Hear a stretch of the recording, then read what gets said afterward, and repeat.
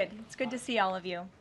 I want to start by addressing the horrific act of violence that took place on Sunday in Boulder, Colorado. President Trump and the entire administration's hearts go out to the victims, and they are in our prayers during this unimaginable time. According to reporting from Fox News, the alleged attacker admitted in an interview that he wanted to kill all Zionist people and had been planning the attack for over a year and would do it again if he could. This monster used a makeshift flamethrower and Molotov cocktails to light Jewish Americans on fire in an attempt to burn them alive. The victims at the incident location in Boulder were there to rally in support of Israeli hostages who remain in Hamas captivity. 12 were injured, including a Holocaust survivor. This is pure evil. The Department of Justice has already filed federal hate crime charges against the alleged perpetrator, and he will be held accountable to the fullest extent of the law. This tragedy is a sobering reminder of the consequences of the Biden administration's failed policies. According to the Department of Homeland Security, the Boulder suspect is an Egyptian national who was in the United States illegally. He entered the U.S. during the Biden administration in August 2022 on a B-2 visa until it expired. Upon the visa expiration, he overstayed, filed an asylum claim, and was given a work authorization by the Biden administration. Instead of deporting this heinous individual, Joe Biden's administration allowed him to stay in our country and to work. President Trump sounded the alarm over these reckless Biden policies for years because this is the predictable result of letting anti-American radicals and illegal immigrants pour into our country. Immigration security is national security, and that's why the Trump administration, at the direction of our great president, has secured our border, strengthened our immigration system, and has taken immediate steps to protect the United States from foreign terrorists and other public safety threats. President Trump acted swiftly upon taking office to reform our visa issuance process to ensure that dangerous aliens who are intent on harming Americans or our national security interests are no longer admitted into our country. Under the Trump administration, aliens will only be admitted into the United States through the legal process and only if they do not bear hostile attitudes towards our citizens, our culture, our government, our institutions, or most importantly, our founding principles. Under President Trump, the United States has zero tolerance for foreign visitors who support terrorism. Violators of U.S. law, including international students, will continue to face visa denial or revocation and deportation. And illegal alien criminals will continue to be arrested and deported from our country. On that note, ICE and federal law enforcement partners just wrapped up a month-long surge operation arresting nearly 1,500 illegal aliens in the Commonwealth of Massachusetts. During the enhanced operation, dubbed Operation Patriot, ICE Boston and other federal law enforcement personnel focused on transnational organized crime, gangs, and dangerous illegal alien offenders throughout Mass. More than half of the nearly 1,500 illegals arrested had significant criminal convictions or charges pending against them. Here are just some of the violent illegal aliens who were removed from communities in Massachusetts during Operation Patriot.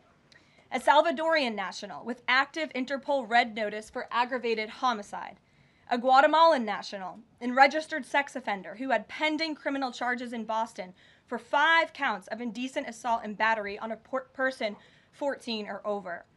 A Honduran national who was last arrested for rape, indecent assault, and battery of a person 14 or over. A Colombian national charged with kidnapping, aggravated rape, and indecent assault and battery on a person 14 or over. And a Guatemalan national who was convicted of murder in Boston. Also, a Brazilian national who was charged with aggravated rape of a child by force and possession of child pornography. Again, these are people who were living in the Commonwealth of Massachusetts. And lastly, a Salvadorian national whose criminal history includes charges of aggravated rape of a child by force. I don't think anybody in this room wants these types of heinous criminals in your communities. And it's thanks to this administration that they are being removed from our country. When Democrat-run jurisdictions released violent illegal alien criminals back into communities after making arrests instead of turning them over to federal immigration enforcement like they should, those Democrats are putting law-abiding Americans at risk. And these insane policies force law enforcement officials to make much more difficult arrests that put their lives, our law enforcement lives, in jeopardy. President Trump is incredibly grateful for our heroic officers on the front lines, getting these violent illegal alien invaders out of our communities. Law and order is back in America under President Trump.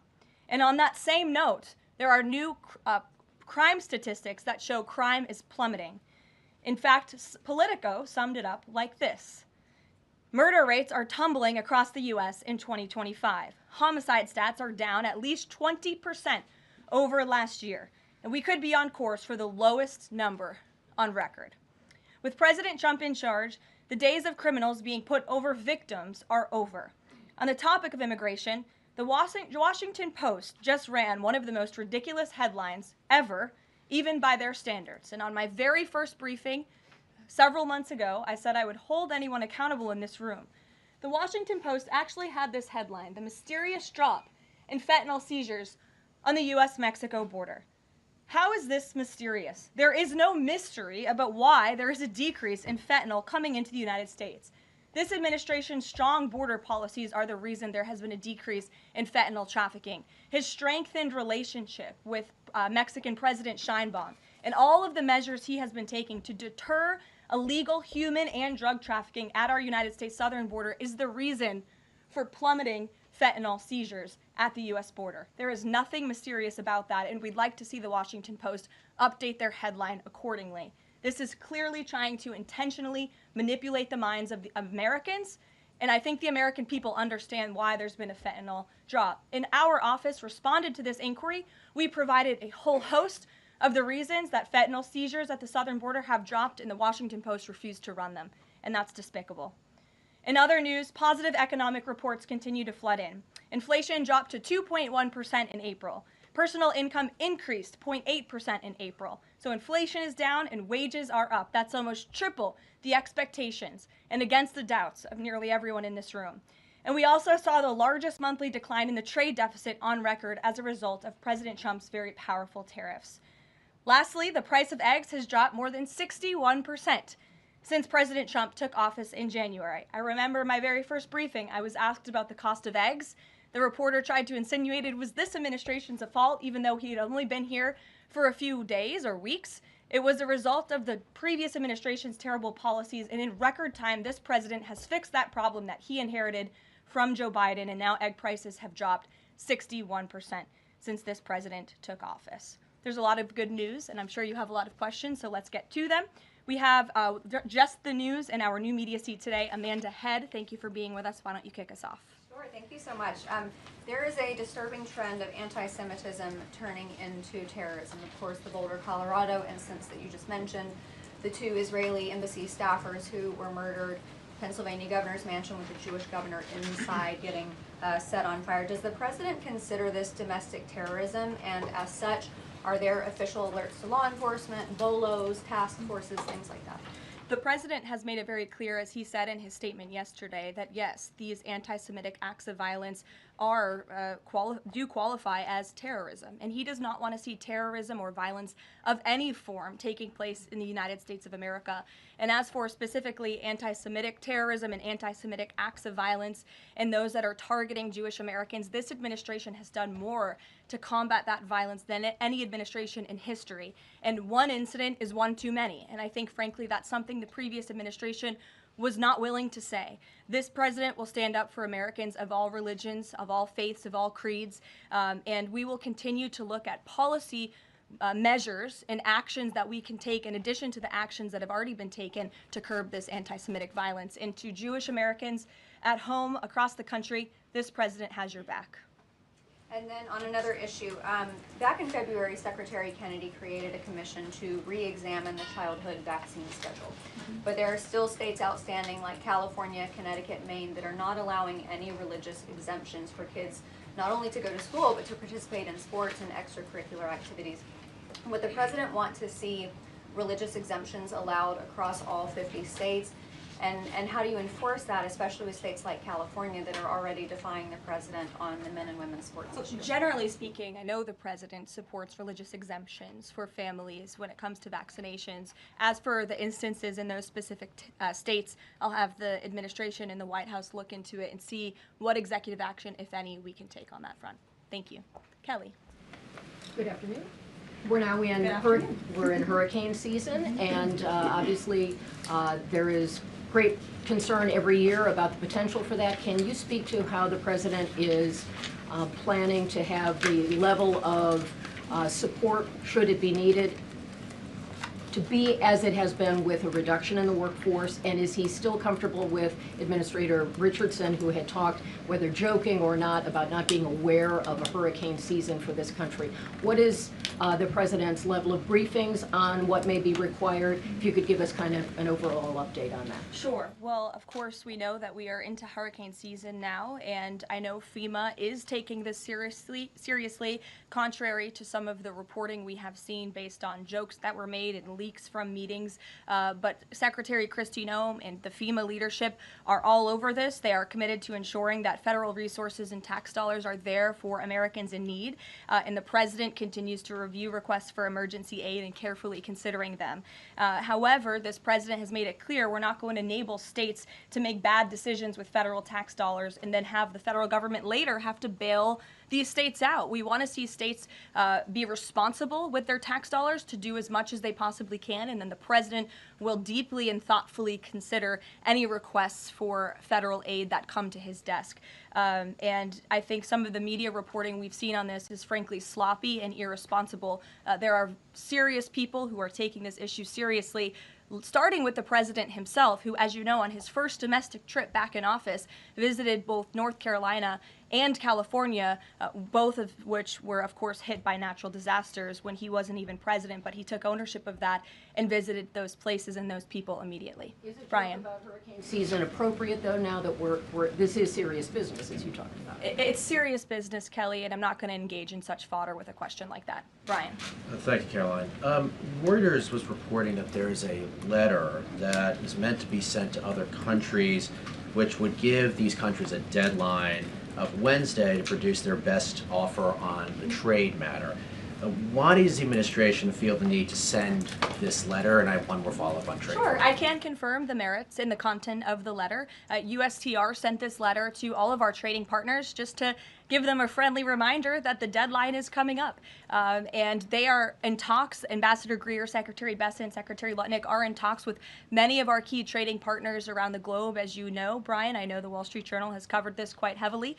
And they continue to be engaged in those discussions. And this letter was simply to remind these countries that the deadline is approaching and the President expects good deals, and we are on track for that, I will emphasize. On the trade side, though, when the deal with the United Kingdom, there was this idea of a reprieve on the auto tariffs. Is the President looking to do another similar deal on the sector-by-sector reduction in tariffs, or is this more going to be deals related to the reciprocal tariffs that were announced months ago? Well, as I've said previously from the podium, and the President has discussed as well, each country has unique advantages, unique challenges to it based on their markets and what they export to us and what we export to them. And so that's why the President smartly advised his trade team to engage in tailor-made deal-making. And we saw that with the United Kingdom, and we will see that with other countries as well. Kate. Does the President support the Senate moving forward with a bill imposing heavy sanctions on Russia?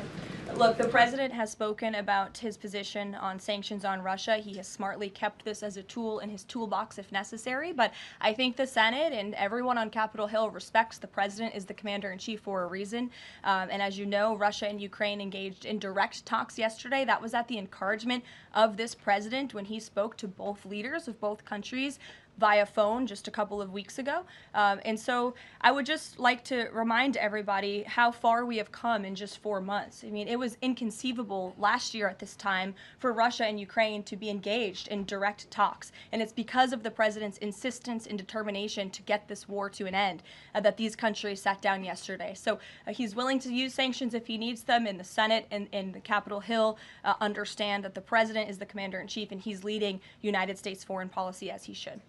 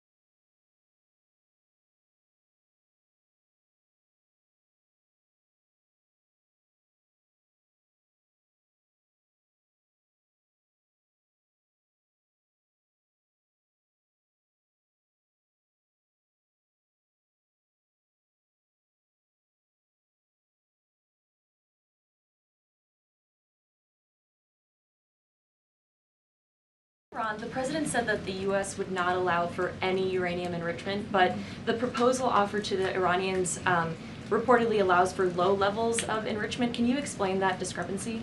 I'm not going to comment on alleged details of the report. We're not going to negotiate through the media out of respect for these ongoing discussions and negotiations that Special Envoy Witkoff is leading. The president made his position very clear on Truth Social last night. In fact, it couldn't be any more clear, and I would reiterate that's his position. Special Envoy Witkoff sent a very detailed and acceptable proposal to the Iranian regime that the president hopes they will accept. And if not, they will face grave consequences, as the president himself has reiterated.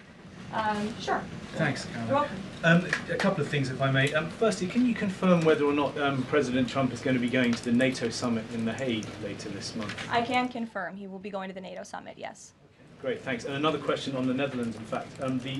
Just wondering if you have any reaction to the collapse of the Dutch government there after the anti-EU and anti-Islam leader Geert Wilders, who's been described as the Dutch Trump, pulled out of the government there. I don't have a comment on that, but certainly we should and we will get you one, okay? Thanks. You're welcome. Brett. Thanks, Caroline. I wanted to ask, a couple days ago, the president announced that he was withdrawing the nomination of Jared Isaacman to lead NASA, citing a thorough review of prior associations. I wondered, why did this review happen just now, after the nominee was so far into the process? And can you explain the president's thinking on who he might choose? Look, the president reserves the right to nominate individuals to key administration posts. He also reserves the right to remove those individuals if he chooses, just like he reserves the right to fire anybody in the executive branch that he wants. And so a new replacement for NASA will be announced very soon, as the president himself said. Was there something in particular that came up that caused the president concern with this nomination? The president wants to ensure that all of his nominees are aligned fully with the America First mission of this administration. And again, he will be announcing a replacement very soon. Andrew, go ahead. Thank you, Caroline. You're welcome. It's been just about a month since President and Prime Minister Starmer announced... I can't see you all the way back there. Phil's head is in the way. Well, he's very tall. There you go.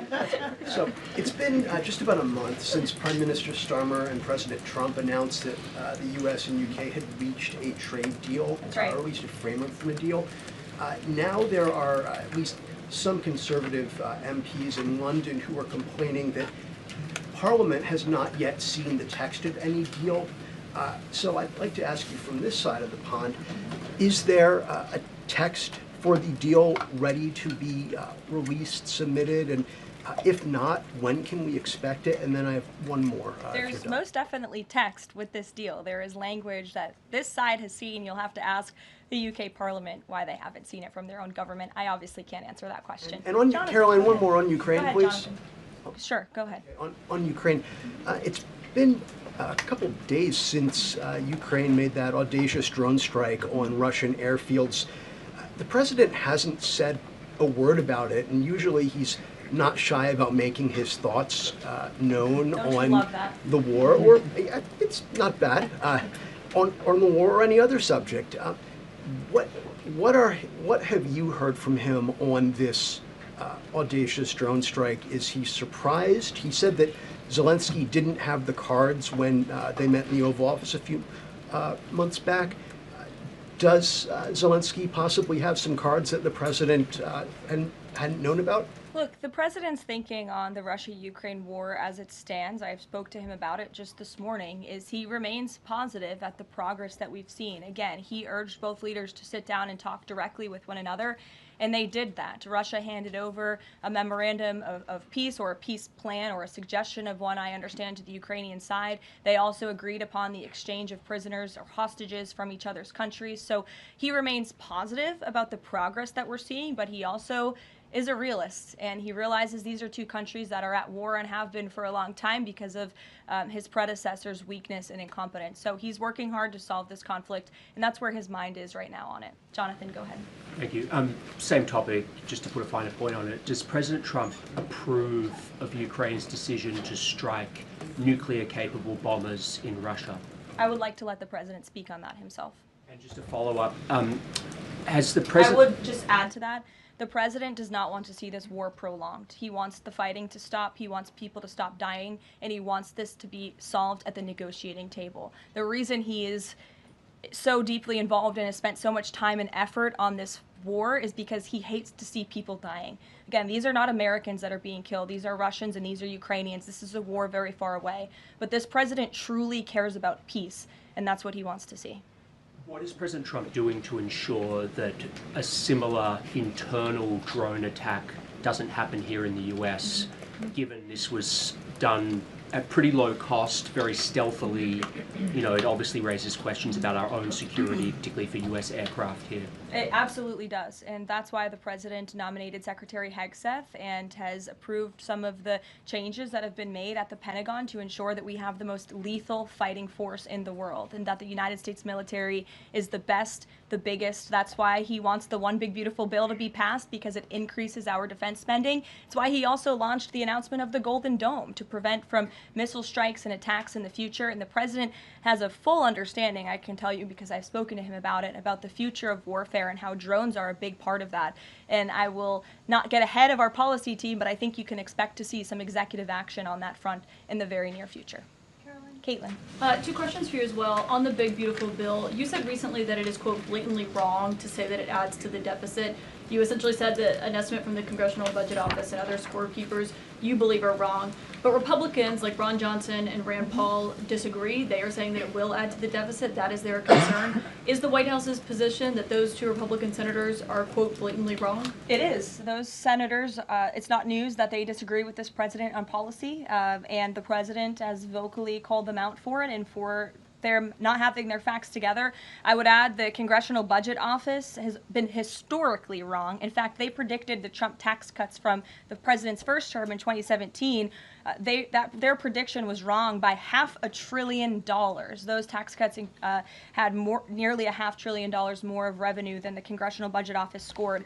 And I would also point out, I don't think many people know this, there hasn't been a single staffer in the entire Congressional Budget Office that has contributed to a Republican since the year 2000. But guess what? There have been many staffers within the Congressional Budget Office who have contributed to Democrat candidates and politicians every single cycle since. So unfortunately, this is an institution in our country that has become partisan and political, and we are very confident in our own economic analyses of this bill. There is $1.6 trillion in savings, and our Office of Management and Budget Director, Russ Vought, is a fiscal hawk. He is well known in this city for being a well-respected fiscal hawk. He has tools at his disposal to produce even more savings. And as you know, the White House will be sending our rescissions package to Capitol Hill today. And on immigration, the other day that the Homeland Security Secretary said, and I'm quoting her now, that an illegal alien threatened to assassinate President Trump and highlighted his arrest. A man has now admitted to framing him, saying that he wrote the letter that the DHS Secretary Kristi Noem posted online.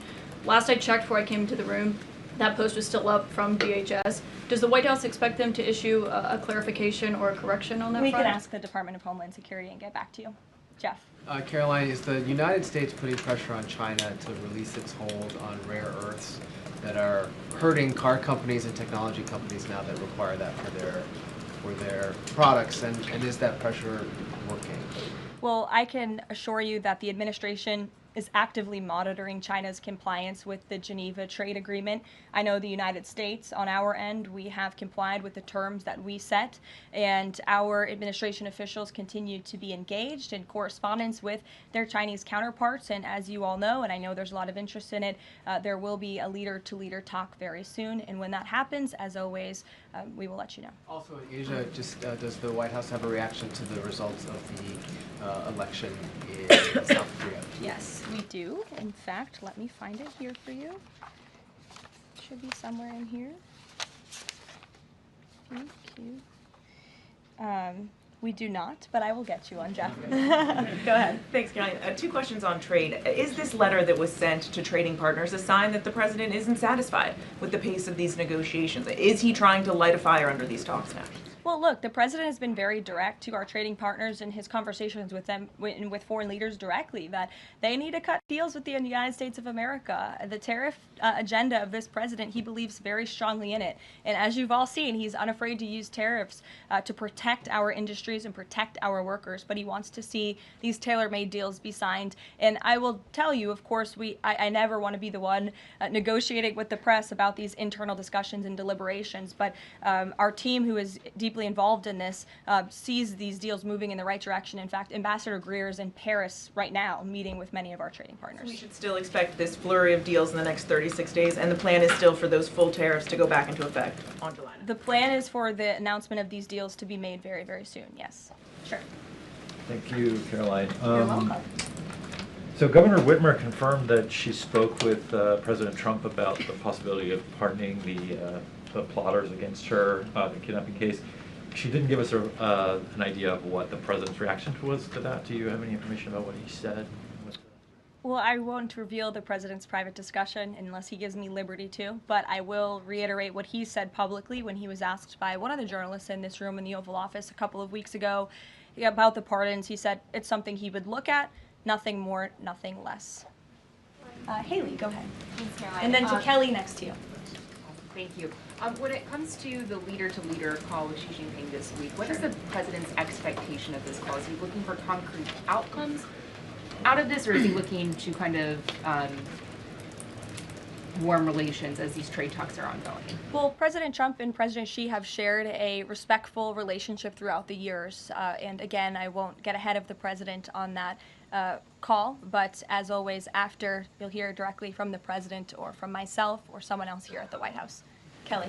Caroline, thank you. I want to get back to the anti-Semitic behavior that's been going on college campuses, as well as recently in Boulder, Colorado. The president, as you know, has the White House Faith Office, the Religious Liberty Commission, as well as the Anti-Task Force on anti-Christian bias, which includes anti-Semitism. From a whole of government perspective, and the president has already mentioned how he hates these kinds of acts that have been going on, can these entities and these agencies work together with the president to put out a proactive campaign to help people stop the hate?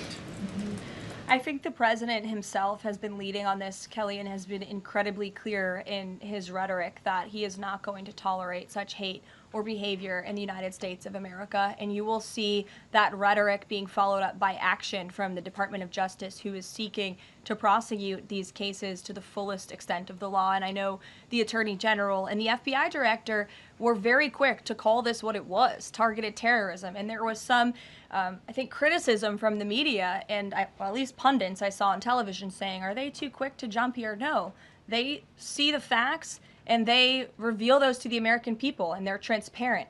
And I think, frankly, that's a breath of fresh air from what we experienced in the previous administration. Are there programs that they can put in place to campaign against this kind of violence, to actually take the whole approach and say, we want to get ahead of you.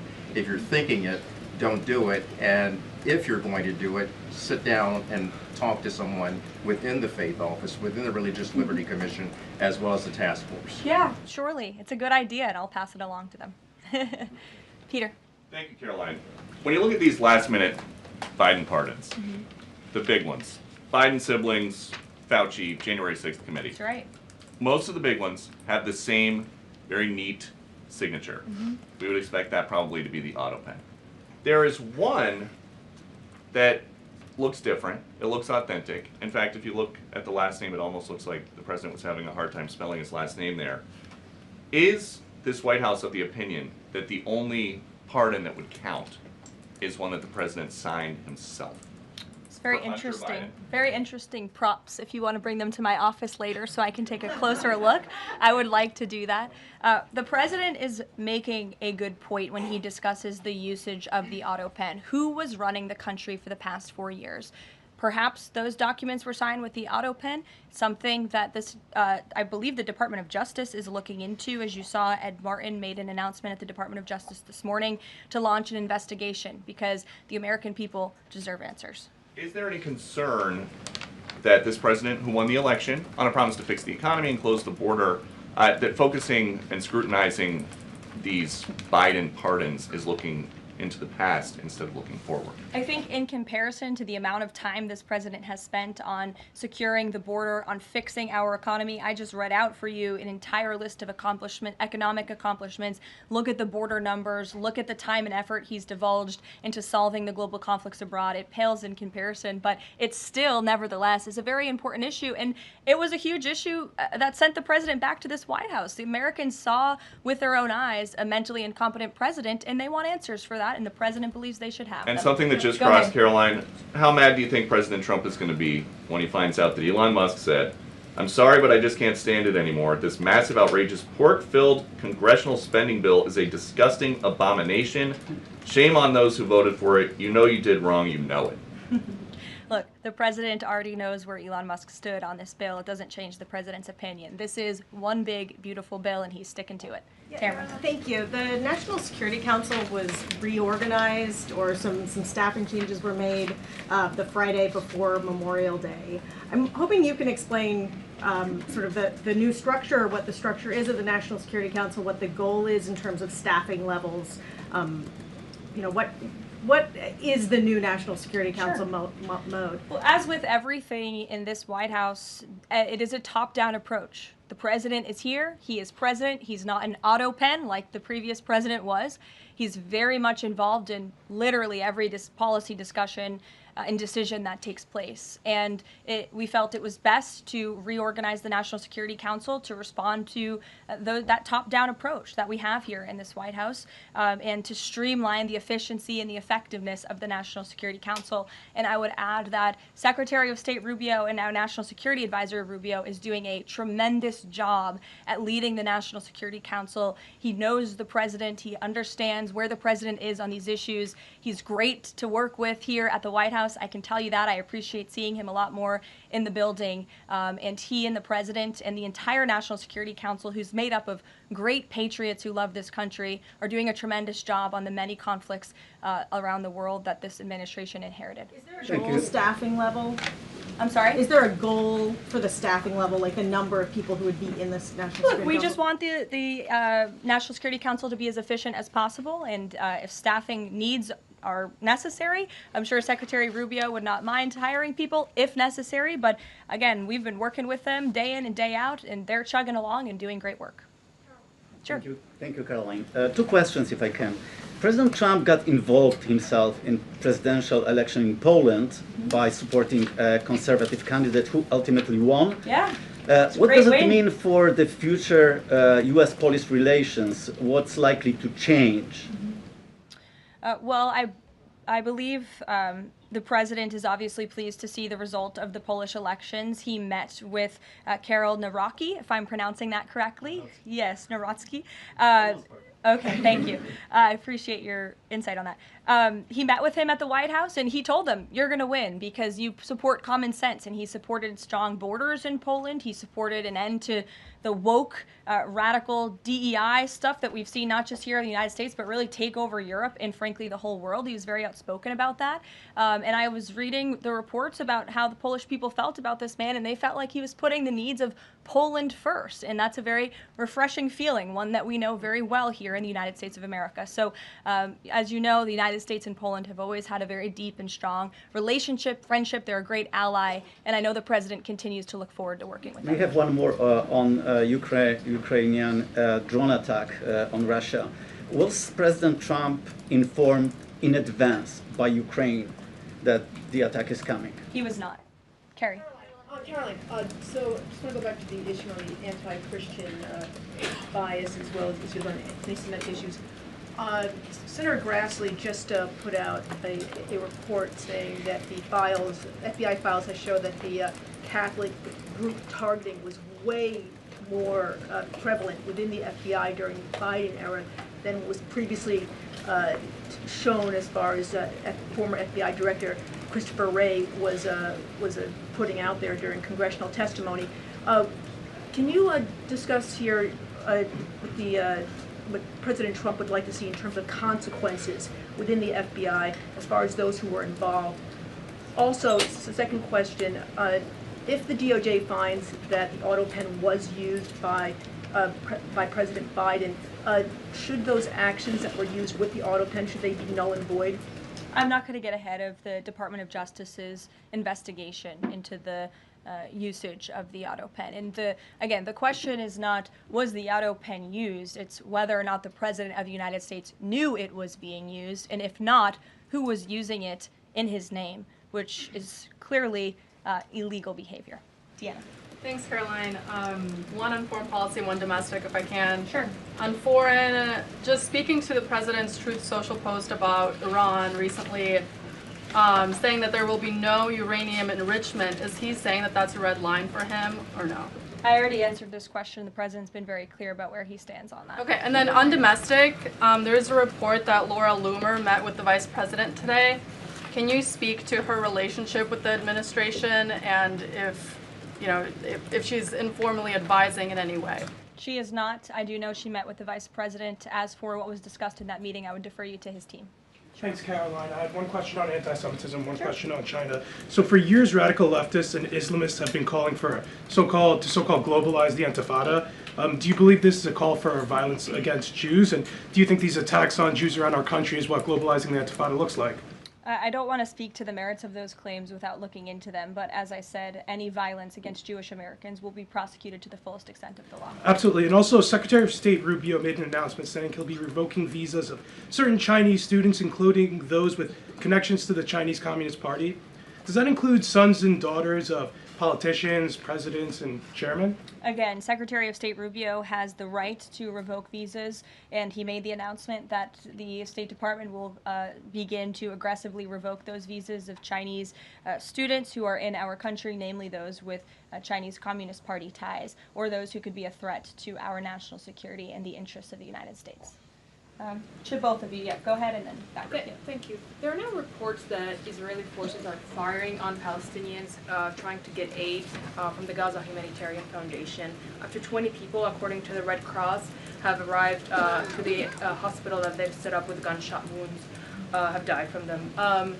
Is this administration aware of these? And I mean, what is being done to address this situation? The administration is aware of those reports, and we are currently looking into the veracity of them because, unfortunately, unlike some in the media, we don't take the word of Hamas with total truth. We like to look into it when they speak, unlike the BBC, who had multiple headlines. They wrote, Israeli tank kills 26, Israeli tank kills 21, Israeli gunfire kills 31, Red Cross says 21 people were killed in an aid incident, and then, oh wait, they had to correct and take down their entire story, saying we reviewed the footage and couldn't find any evidence of anything.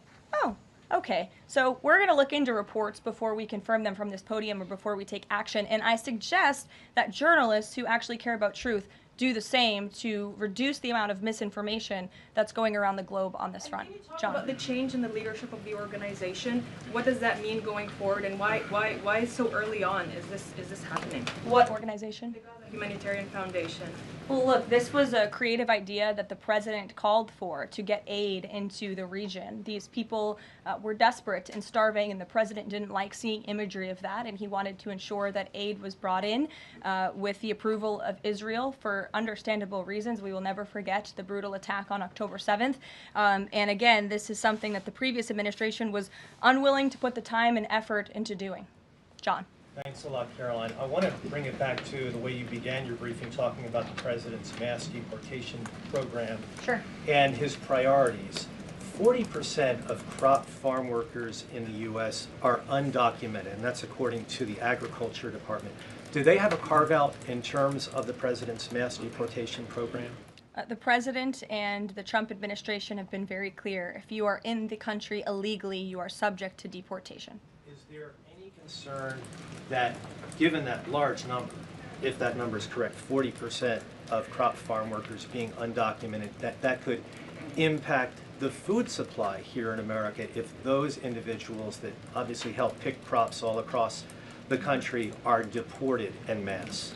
Again, this administration is focused on deporting individuals who are in our country illegally. It's something we have to do. We cannot allow the previous administration's invasion of our country of illegal immigrants to continue. We just can't have it. And this is a law and order president. As for our farmers and their concerns, they have a president who has their backs and listens to their concerns and hears them. But we also have a legal pathway to come to this country and work specifically for agricultural work. So there's a legal way to do it, and we encourage that legal pathway, and we're currently working on strengthening our legal immigration system for that reason.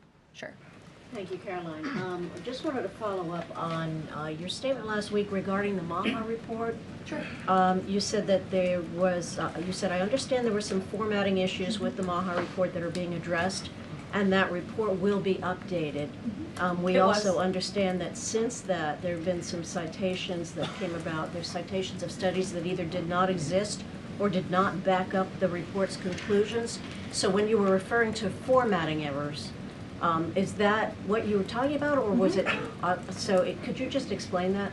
Yeah, that's what I was talking about. There were formatting errors, and those errors were updated by the proper policy components here at the White House, and a new report was issued. So exactly what I said took place. Sure, go ahead, Alec. Yeah, good to see you. Good to see you. Congresswoman Mary Miller suggested that changing Pride Month to Family Month. I would personally like to see maybe a nuclear family month. Some people are saying, let's get a Veterans Month. Does the president have any plans on making a proclamation, or is it just going to be June this year? Well, there are no plans for a proclamation for the month of June, but I can tell you this president is very proud to be a president for all Americans, regardless of race, religion, or creed. Caroline. Reagan, go ahead. Thank you, Caroline. And then I'll go to you. Thank you. You're welcome. Colorado passed sanctuary protections for illegals 1 month before the terrorist attack this weekend. 2 questions. Why did the DHS remove the sanctuary cities list that it had published, which was ordered by the president? And then what is the administration going to do to further crack down on sanctuary jurisdictions to prevent attacks like what happened in Colorado? Sure. The Department of Homeland Security will be issuing a new list of sanctuary cities, an accurate list of sanctuary cities. As for what we're doing to crack down, the president has signed various executive orders and has directed the Attorney General to prosecute state and local officials who are not complying with federal immigration authorities and, most importantly, federal immigration law. Thanks, Caroline. Thank you, Caroline. Caroline. Thank you very much.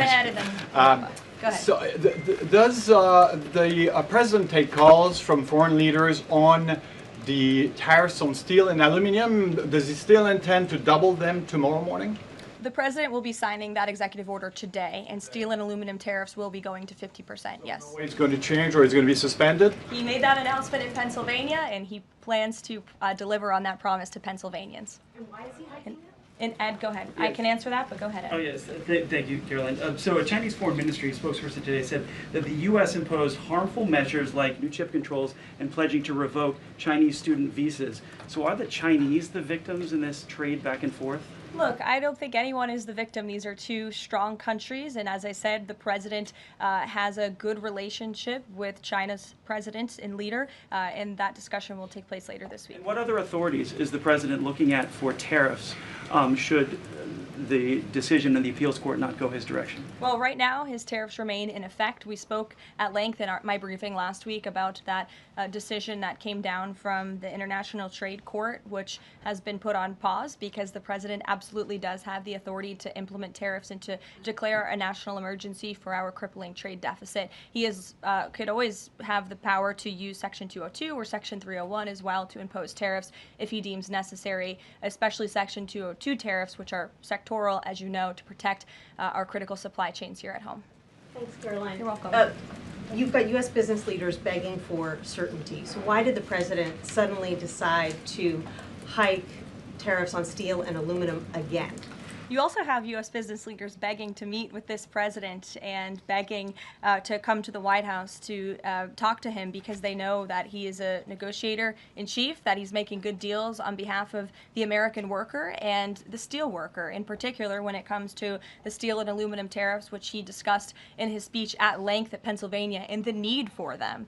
And I would just add, I was at that speech on Friday with the president, and there were 2,000 steel workers and their families in the room, many of them wearing their hard hats. I spoke to one backstage who said this is the greatest thing that has happened for that community in Pittsburgh, Pennsylvania in 60 years, because this is a president who doesn't just talk the talk, he walks the walk too, and he's delivering on his promises to bolster our steel and aluminum industries in this country and to protect those jobs. If not for this president, that steel plant in Pittsburgh, Pennsylvania would have closed. Those jobs would have been lost, and the president saved that company, he saved those jobs, and he's saving that community, and that's the intention of the steel tariffs, which he will sign later this afternoon. Thank you very much, everyone. We'll see you later.